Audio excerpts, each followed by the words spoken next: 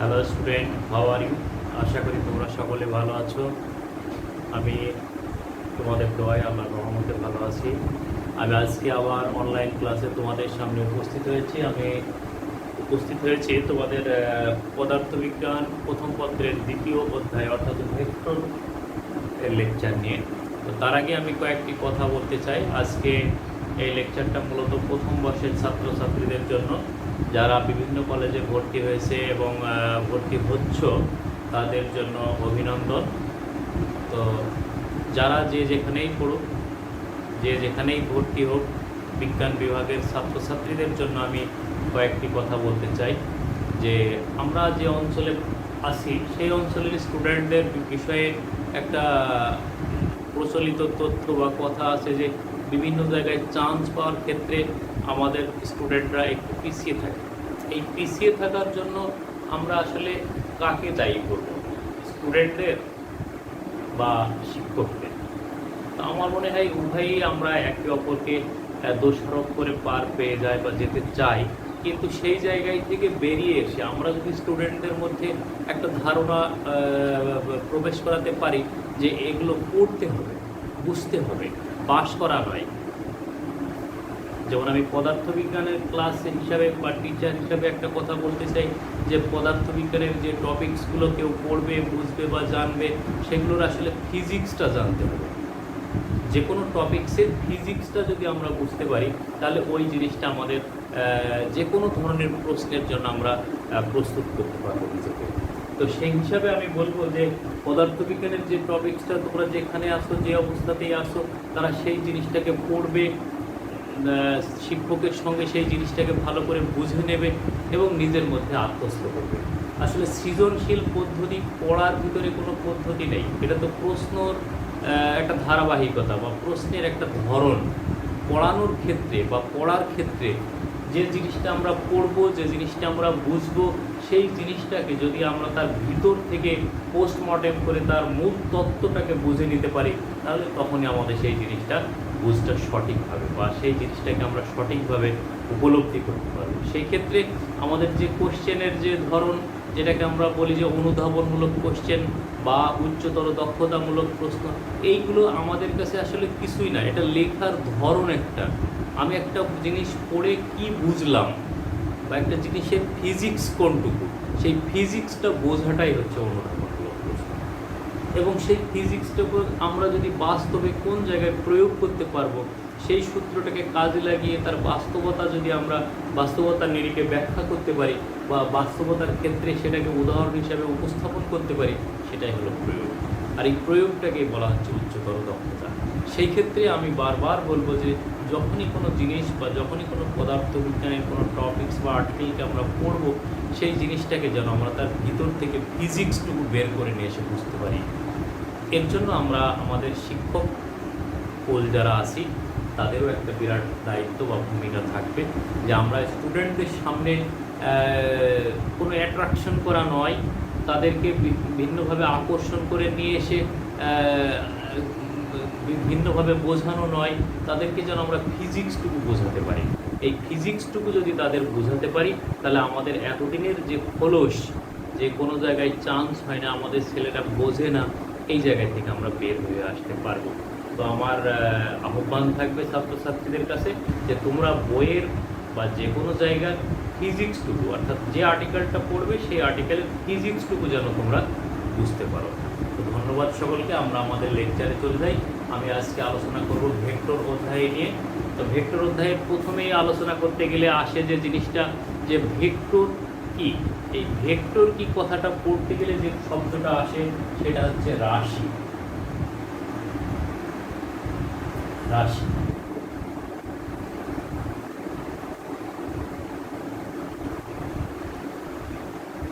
রাশি বা কোয়ান্টিটি। আমাদের একটা জিনিস আরেকটু বলি আমি, যে পদার্থবিজ্ঞানের যে টপিকসগুলো বা যে টার্মগুলো আমরা ব্যবহার করব, স্টুডেন্টদের কাছে আমার আহ্বান থাকবে যে এই টার্মগুলোর ইংরেজি ওয়ার্ডগুলো তোমরা সাথে সাথে মুখস্থ করে নেবে এবং পরবর্তীতে এটা তোমাদের খুব কাজে আসবে। তো কোয়ান্টিটি বা রাশি এটা কি বলছে? পদার্থবিজ্ঞান ঠিক না, মানে মহাবিশ্বের যে সমস্ত বস্তুগুলিকে পরিমাপ করা যায়, মহাবিশ্বের যে সমস্ত বস্তুগুলিকে পরিমাপ করা যায় সেই পরিমাপযোগ্য পদার্থগুলিকে বলা হয় রাশি বা কোয়ান্টিটি। রাশি বা কোয়ান্টিটি, এই রাশি বা কোয়ান্টিটি হচ্ছে দুই প্রকার। এই রাশি একটা হচ্ছে অদিক রাশি আর একটা হচ্ছে দিক রাশি।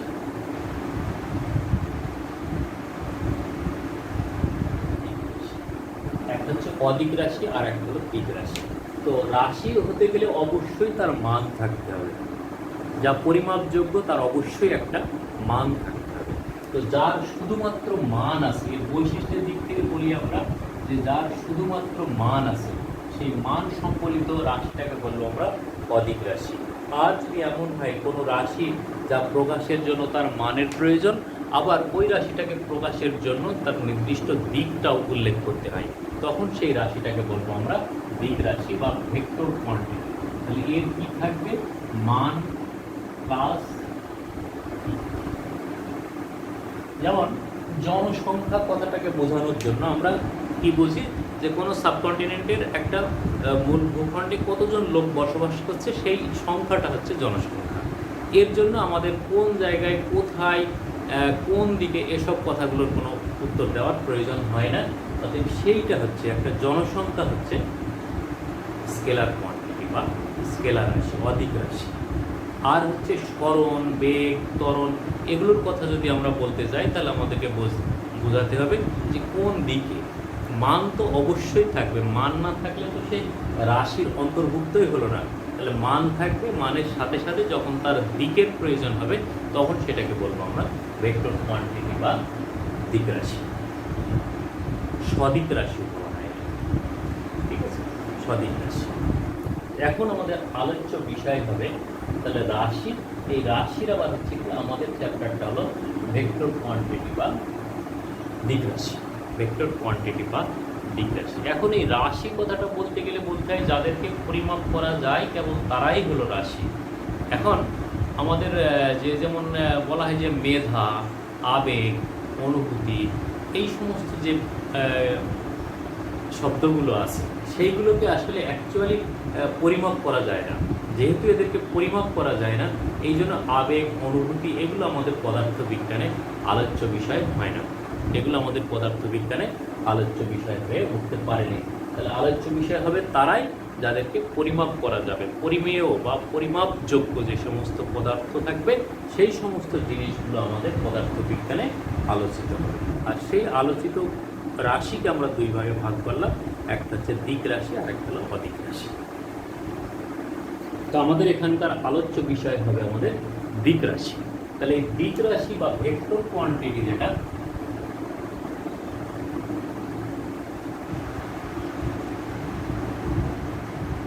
এটা বাংলায় ভেক্টর রাশিও লেখা হয়, ভেক্টর কোয়ান্টিটি। এইটার কয়েকটা বৈশিষ্ট্য আছে। এক নম্বর বৈশিষ্ট্য হচ্ছে যে একটা ভেক্টরকে যদি আমরা কৌণিকভাবে 2π বা 360 ডিগ্রি ঘোরাই তাহলে সেই ভেক্টরটা একই থেকে যায়। তাহলে আমরা বলতে পারি কোনো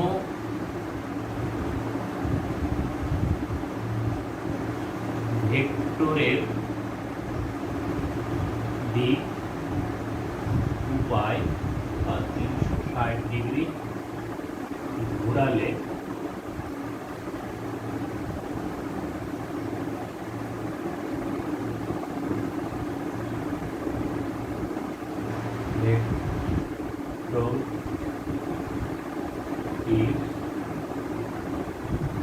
কোনো পরিবর্তন হয় না। দুই নম্বরে কি বলবো আমরা, এটা হচ্ছে আমাদের ভেক্টরের কয়েকটা বৈশিষ্ট্য। যে বৈশিষ্ট্যগুলো আমরা ভেক্টর অধ্যয়ন করতে গেলে অবশ্যই আমাদের জানা থাকা লাগবে। সেই জন্য আমরা কয়েকটা বৈশিষ্ট্য এখানে উপস্থাপন করার চেষ্টা করছি।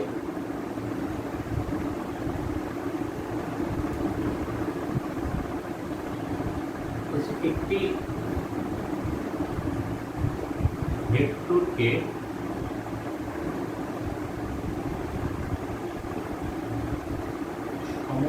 তাহলে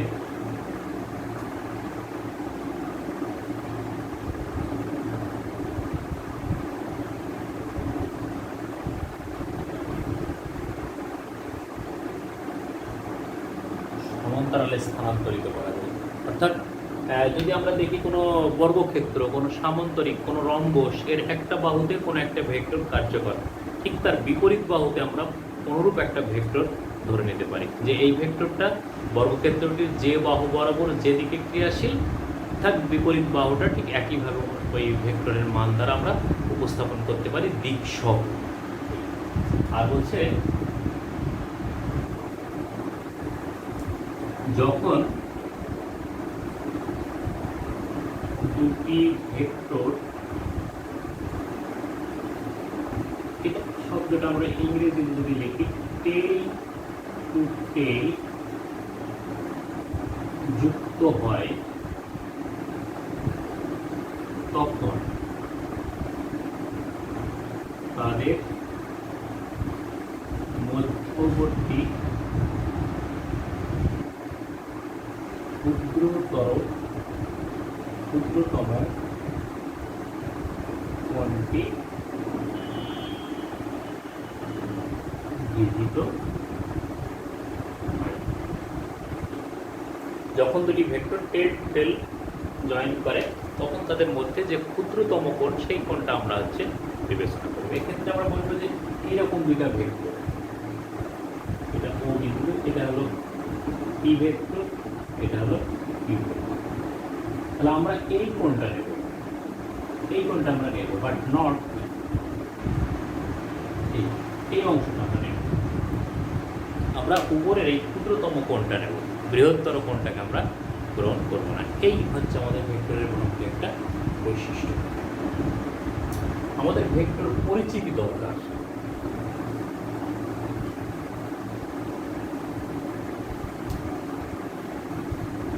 তো ভেক্টর পরিচিতি দেখতে গেলে প্রথমে হচ্ছে আমাদের দেখতে হবে যে ভেক্টরের প্রকাশ কিভাবে করা যায়।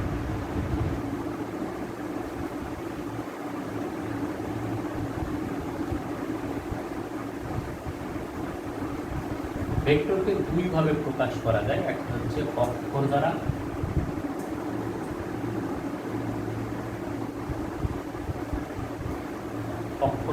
অক্ষর দ্বারা ভেক্টরকে, কোন একটা ভেক্টরকে এরকম বোল্ড করে লিখে প্রকাশ করা যায়। একটা অক্ষর যদি এরকম বোল্ড করে লিখি আমরা, তাহলে ভেক্টরের প্রকাশ করা যায়। কোন একটা অক্ষরের নিচে আন্ডারলাইন দিয়ে আমরা ভেক্টরের প্রকাশ করতে পারি। কোন একটা অক্ষরের উপরে বার চিহ্ন দিয়ে আমরা একটা ভেক্টরের প্রকাশ করতে পারি।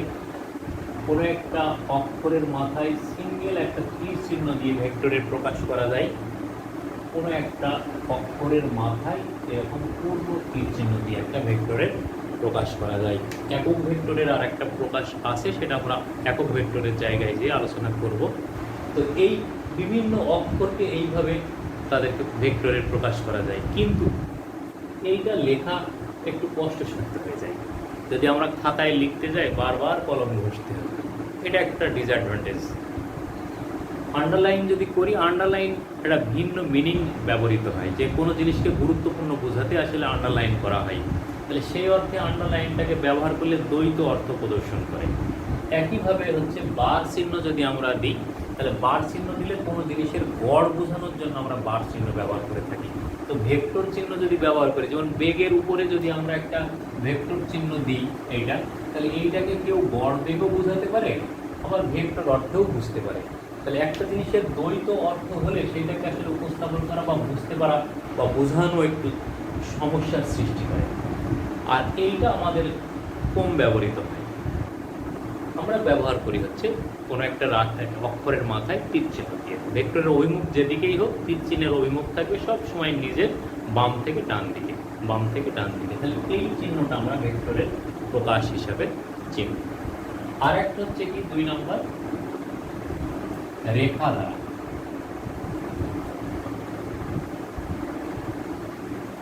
রেখা বলছে কোন একটা রেখার মাথায় একটা তীর চিহ্ন দিয়ে আমরা ভেক্টরের প্রকাশ করতে পারি। যেমন এই এবি একটা রেখা, এই এবি রেখাটা এর কোনো অভিমুখ নেই, এর জাস্ট মান আছে কতটুকু এবি। তাহলে এ বি রেখাকে যদি আমরা এমন করে বুঝতে পারি যে এইখানে আমরা একটা তীর চিহ্ন দিয়ে দিলাম, তাহলে এখন সেটা হয়ে গেল কিন্তু এ বি। এর অভিমুখটা অবশ্যই এ থেকে বি বরাবর। এইভাবে কোনো রেখার মাথায় তীর চিহ্ন দিয়ে আমরা ভেক্টরের প্রকাশ করতে পারি। এইটার ব্যবহার আমাদের বাস্তবে অনেক জায়গায় দেখতে পাই আমরা, যেমন রাস্তাঘাট, এই সমস্ত জায়গাগুলোতে আমাদের চিহ্নিত করা থাকে যে এরকম একটা, এটা একটা রাস্তা, দেখা গেল এইখানে একটা তীর চিহ্ন দিয়ে এইখানে লেখা আছে মসজিদ।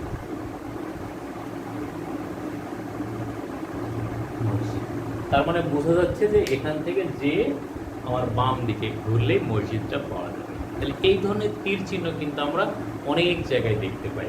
যেমন অনেক জায়গায় গ্লাস ডোর থাকে, যেগুলো ওই গ্লাস ডোরগুলোতে একটা তীর চিহ্ন দেওয়া থাকে, তার মানে এই দিকে টানুন অথবা এই দিকে ঠেলুন। তাহলে এই তীর চিহ্নটা না দিয়ে যদি শুধু লাল স্টিকার মারা থাকতো, তাহলে আমাদের সেটা মিনিংলেস হতো।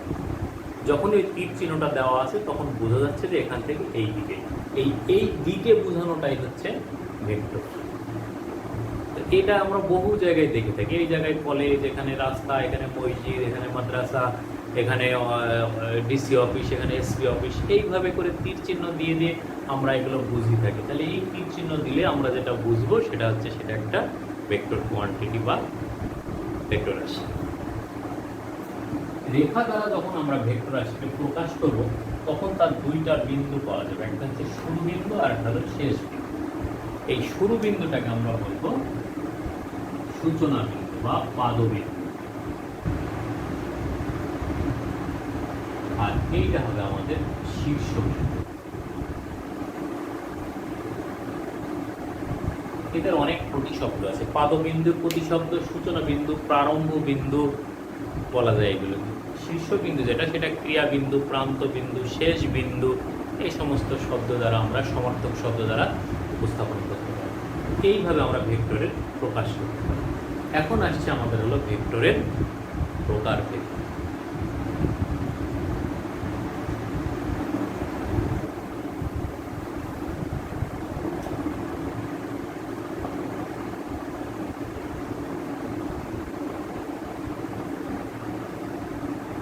ভেক্টরের প্রকারভেদ, আমাদের বেশ কয়েক প্রকার ভেক্টর আমরা এই বইতে দেখতে পাই।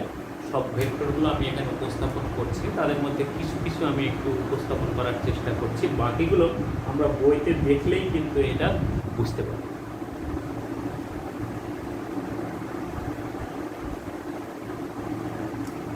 তো যখন কোনো ভেক্টরকে তুলনা করব, আমরা একটার সাথে আরেকটা তুলনা করে প্রকাশ করব, সেই ভেক্টর দুটো কিন্তু সেম ভেক্টর। সেম ভেক্টর বলতে কি, যে বেগ হলে বেগই হতে, বেগের সাথে বেগের তুলনা করা যায়, বেগের সঙ্গে বেগের তুলনা করা যায়, তাদের ইউনিট সেম হতে হবে, তখন সেই দুইটা ভেক্টরকে আমরা তুলনা করতে পারি। যেমন এখানে আমাদের বইয়ের প্রথম দিকে যেমন আমরা দেখতে পাই যে সমান ভেক্টর, নেগেটিভ ভেক্টর, এই সমস্ত ভেক্টরগুলো কেমন, যে সমস্ত ভেক্টরগুলো একই জাতীয় ভেক্টর, মান সমান, একই দিকে ক্রিয়াশীল, সেগুলো হচ্ছে সমান ভেক্টর।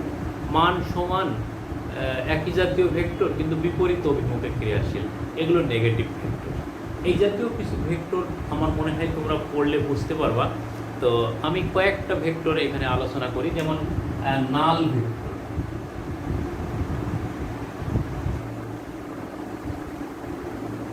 নাল ভেক্টর বলছে যে ভেক্টরের মান শূন্য।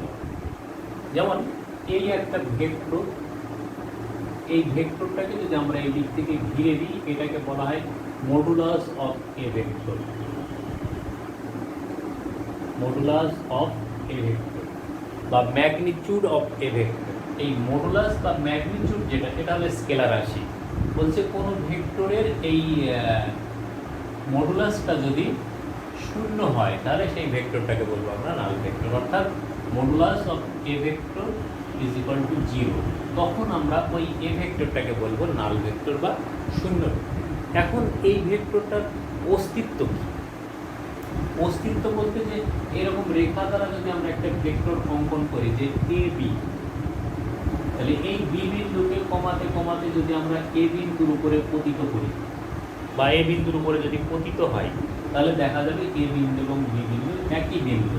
এই বিন্দু হিসাবে যদি আমরা দেখি তাহলে একটা বিন্দুর শুধুমাত্র অবস্থান আছে, তার না আছে মান, না আছে দিক। তাহলে তখন এইটাকে আমরা বলবো হচ্ছে শূন্য ভেক্টর বা নাল ভেক্টর। আবার যদি সমান ভেক্টর পি ভেক্টর সমান কিউ ভেক্টর, এই দুইটা ভেক্টরকে যদি আমরা বিয়োগ করি তাহলে P vector minus Q vector is equal to 0। এই যে পাওয়া গেল, তো জিরোর মাথায় চিহ্ন দেওয়া হয় না সাধারণত, জিরো তো জিরোই, এর আবার দিক এটাকে শুধুমাত্র জিরো দ্বারা লেখা হয়। তাহলে এই যে জিরোটা পেলাম আমরা, এই জিরোটা হচ্ছে আমাদের শূন্য ভেক্টর বা নাল ভেক্টর। শূন্য ভেক্টর বা নাল ভেক্টর। তাহলে নাল ভেক্টর বা শূন্য ভেক্টরে শুধুমাত্র উপস্থিতি আছে, অবস্থান আছে, এর না আছে মান, না আছে দিক।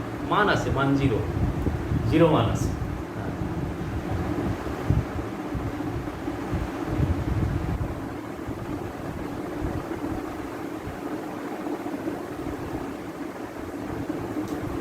একক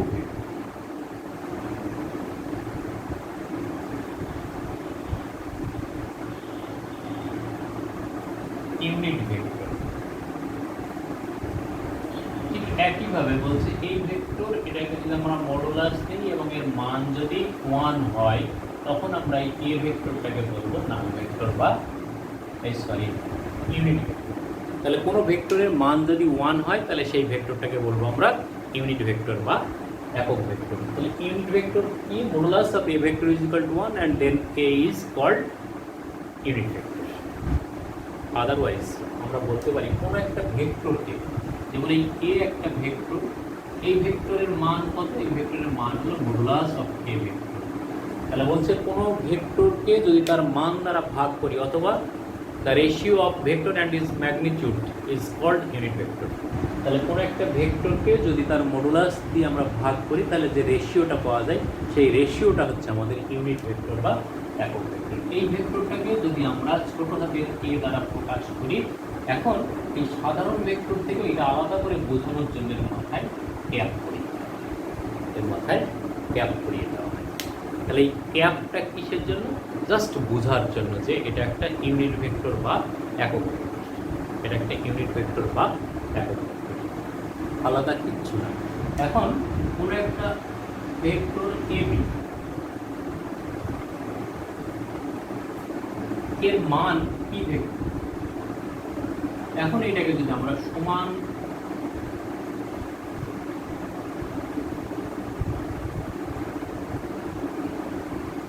এটা হচ্ছে 1 2 3 4 5 সমান 5টা ভাগে বিভক্ত করলাম এবং প্রত্যেকটা ভাগের মান হচ্ছে a cap a cap a cap a cap. তাহলে এই 5টা সমান সমান ভাগে ভাগ করলাম। তাহলে এই 5টা সমান ভাগ যেটা পেলাম আমরা, তাহলে যদি বলি আমরা 5a, এইটাকে যদি আমরা যোগ করি, অর্থাৎ যদি এমন হতো a plus a plus a plus a plus a, তাহলে 5a, এটা ইজ ইকুয়াল টু কত হবে? p vector. তাহলে p ভেক্টর হলো ভেক্টরের পূর্ণ মান আর 5 হলো ওই ভেক্টরের মান। p ভেক্টরের মান হলো 5, ওই যে 5 একক।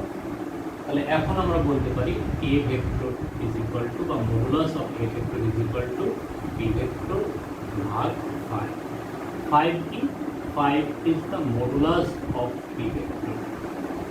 তার মানে কোনো ভেক্টরকে তার মান দ্বারা ভাগ করলে আমরা সেই ভেক্টরটা পেতে পারি। এটা গেল আমাদের একক ভেক্টর। আরেকটা আছে হলো আমাদের অবস্থান।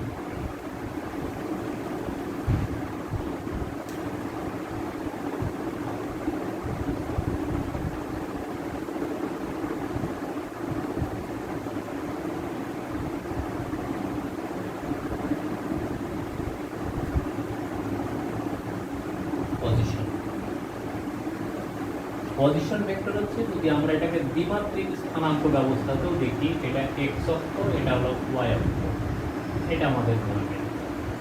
তো আমাদের গ্রামে শহরে কোনো জিনিসকে পরিস্থিতি পাওয়ার জন্য আমরা কি বলি, যে একটা ওয়েল নন কোনো জায়গার সাপেক্ষে তার আমরা পরিস্থিতি করাই। যেমন যদি বলা হয় যে অমুক জনের বাড়ি কোথায়, ঠিক আছে, যে আব্দুর রহিমের বাড়ি কোথায়, আমরা বললাম যে সহিউদ্দিন ডিগ্রি কলেজের পশ্চিম পাশে। এই সহিউদ্দিন ডিগ্রি কলেজ হচ্ছে একটা well known position, well known জায়গা, তার সাপেক্ষে আমরা ওই বস্তুটাকে বা ওই লোকের বাড়িটাকে চিনিয়ে থাকছি। এখন কাগজে কলমে তো আর আমাদের সহিউদ্দিন ডিগ্রি কলেজ নেই, তাহলে সেক্ষেত্রে কী করবো আমরা? কার্টেসীয় স্থানাঙ্ক ব্যবস্থা নেব। এই স্থানাঙ্ক ব্যবস্থায় আমরা বলবো যে এইখানে পি একটা বিন্দু, এই পি বিন্দুটা তাহলে নির্ধারণ করছে, ওপিকে আমরা যোগ করে দিলাম। তাহলে এই ওপি যে একটা ভেক্টর পেলাম, এই ভেক্টরটাকে যদি আমরা আর ভেক্টর বলি, তাহলে এইটা প্রকাশ হচ্ছে এরকম একটা রেখা দ্বারা, যেটাকে প্রকাশ করার জন্য এক্স এর একটা মান লাগে, যেটাকে প্রকাশ করার জন্য ওয়াই এর একটা মান লাগে, যেটাকে আমরা বলি এক্স ওয়াই। অর্থাৎ এটা হলো কি একটা স্থানাঙ্ক। তাহলে এই পি বিন্দুকে আইডেন্টিফাই করার জন্য এক্স এবং ওয়াই অক্ষের সহযোগিতা লাগছে। কোথায় থেকে? মূল বিন্দু থেকে। তাহলে মূল বিন্দুর সাপেক্ষে কোনো বিন্দুর অবস্থান যে ভেক্টরের সাহায্যে প্রকাশ করা হবে তাকে বলা হবে অবস্থান ভেক্টর বা পজিশন ভেক্টর।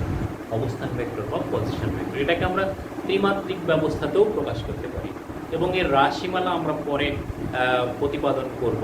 তাহলে এই যে R vector is equal to OP vector পেলাম আমরা, এই আর ভেক্টর বা ওপি ভেক্টরটাকে বলবো আমরা অবস্থান ভেক্টর। এটাকে আর দ্বারা প্রকাশ করা হয় কারণ এটাকে অনেক সময় রেডিয়াস ভেক্টর বলে, ব্যাসার্ধ ভেক্টর। এই ব্যাসার্ধ ভেক্টর কথাটার কারণে আমরা আর দ্বারা প্রকাশ করে থাকি। এখন এর সাথে আমাদের আরও কিছু ভেক্টর আছে, যেমন কোপ্লেনার ভেক্টর, সমরেখ ভেক্টর। একই রেখায় একাধিক ভেক্টর যদি কার্যকর হয় তাহলে সেই ভেক্টরগুলিকে বলা হবে সমরেখ ভেক্টর বা কোপ্লেনার, এই কোলিনিয়ার ভেক্টর। একাধিক ভেক্টর যদি একই তলে কাজ করে, যেমন এক্স ওয়াই তলে যদি থাকে, তাহলে সেই ভেক্টরগুলিকে আমরা বলবো কোপ্লেনার বা সমতলীয় ভেক্টর। এরকম সদৃশ ভেক্টর আছে, বিসদৃশ ভেক্টর আছে, ঋণাত্মক ভেক্টর আছে। এই ভেক্টরগুলোকে আমরা হচ্ছে একটু সংজ্ঞাগুলো দেখে নেব। ঠিক আছে, সকলে ভালো থাকো। এর পরবর্তী লেকচারে আমরা ভেক্টর রাশির যোগ সম্পর্কে আলোচনা করব। ততক্ষণ তোমরা ভালো থাকো, সুস্থ থাকো। ধন্যবাদ সকলকে।